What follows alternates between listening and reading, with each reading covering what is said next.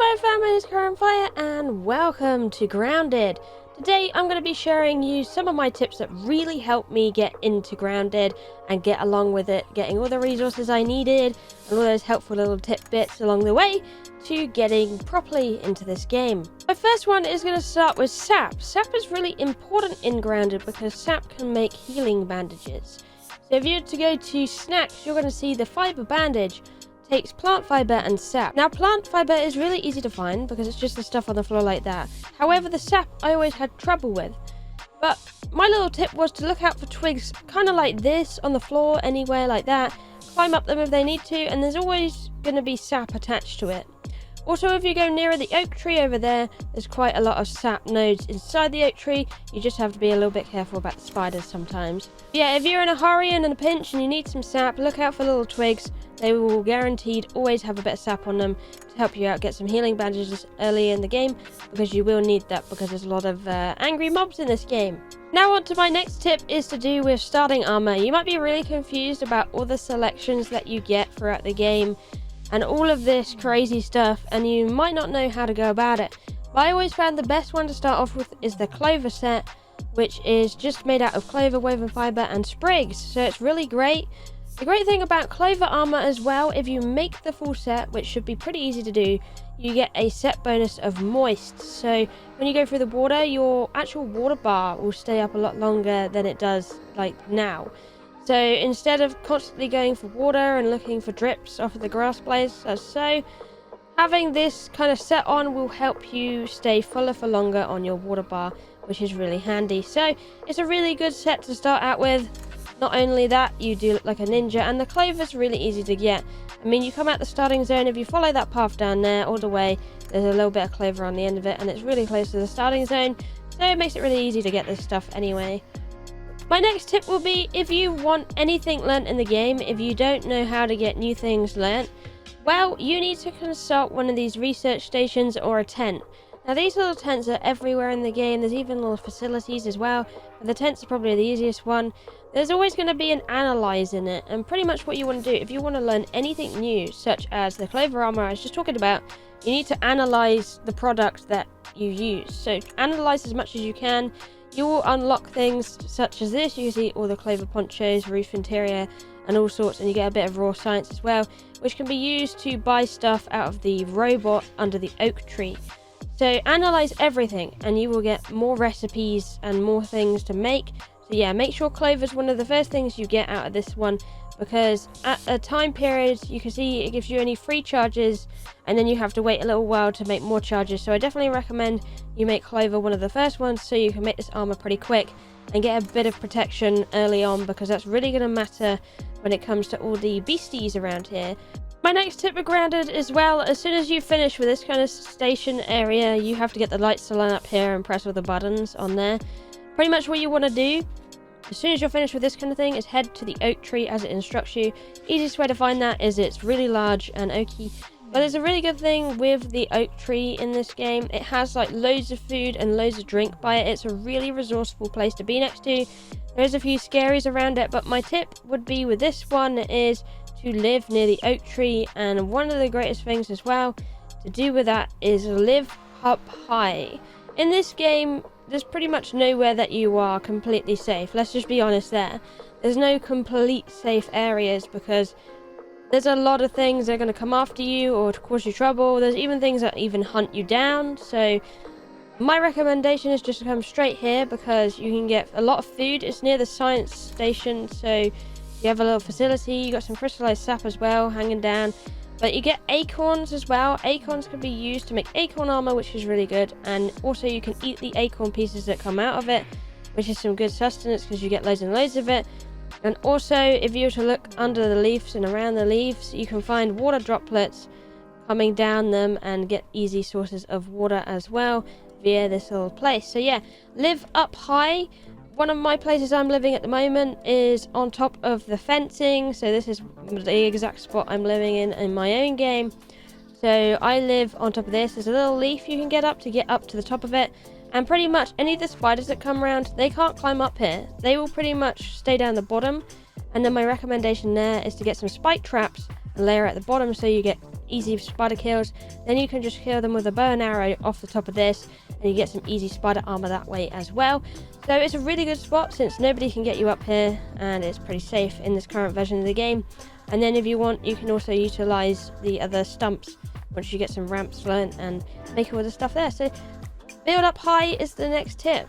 Now my next tip is to use lures. Now lures I found really helpful so far. You can get rose petals that you need to craft it just by any flower plants. There's one next to the oak tree where there's little petals that have actually fallen off, so you don't need to go and hack the flowers up the top. Some flowers require you to go up to the actual flower and hack at it, but this one you can pretty much just go and collect all the petals off the ground, which makes it really helpful. But pretty much if you go in your crafting stool and you're in traps, you have a lure trap. You can make it with 4 flower petals and 4 sprigs. Really easy to make. So pretty much you want to place one down anywhere you like, where you want it. I suggest kind of a little bit further away from your base because it will attract a lot. And you'll get this purple smoke coming up. Now you can either like place spikes around this if you like. You can make like a little trap where it's gonna cause them a lot of trouble by having it there.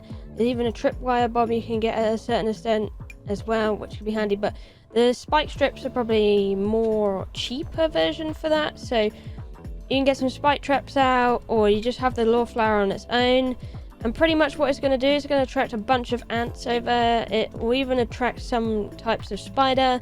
I haven't seen the huntsman one get interested in it yet, but I have seen other types of spiders get interested in it.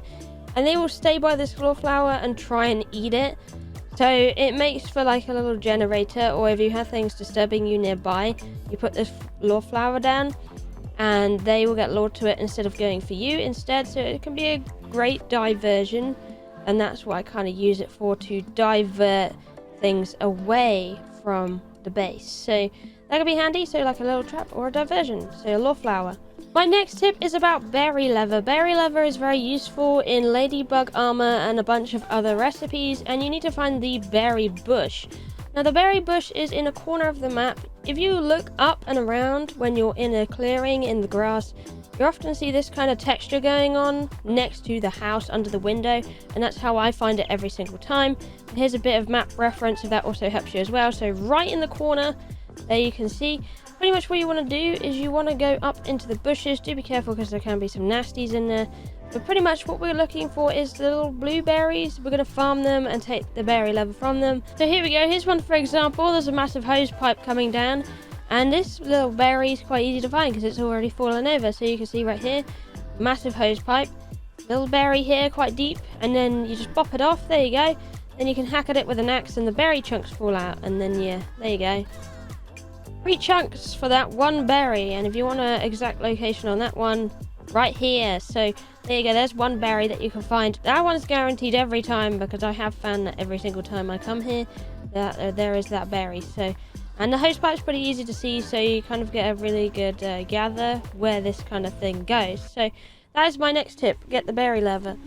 My next tip is for a better weapon, so the spiky sprig. If you're to scan in this sprig here, then you can go ahead and make a better weapon. So we're going to have a look in here to craft it. We go into our tools, we look for the spiky sprig. You can see you're going to need 3 sprigs and thistle needles and 2 woven fiber. So it's quite simple for quite a really good weapon actually. So what we need, if you're wondering about the thistles, because that's probably the hardest ingredient of all, we're looking for like a dandelion. So we're looking for one with a flower on top. It's usually like a purpley flower that you're looking for. As I can see, I see the little glimpse over there of a purple flower, so I'm going to go over there from the electric box here. I'm up here, and I just keep following the purple I just saw over here. Alright, there is what I'm looking for. You can see it's quite spiky. Now pretty much what you want to do is you got a little pebble axe, you want to hack at it. You can see it's giving me thistle needles. Now these last for ages, you can keep hacking away and all these thistles are going to fall out. But pretty much that's how you get the easy thistles. Just look out for that purple flower and you'll find it real soon. And then you can just go ahead and make your spiky sprig. Very simple, just some fiber, sprigs and thistle needles. It's also going to really help you make a bow and arrow as well, because the arrows require thistle needles and some mite fuzz. Mite fuzz can be found pretty much all over the map, but one of the easiest place to find it is attached to one of the machines quite near the spawn.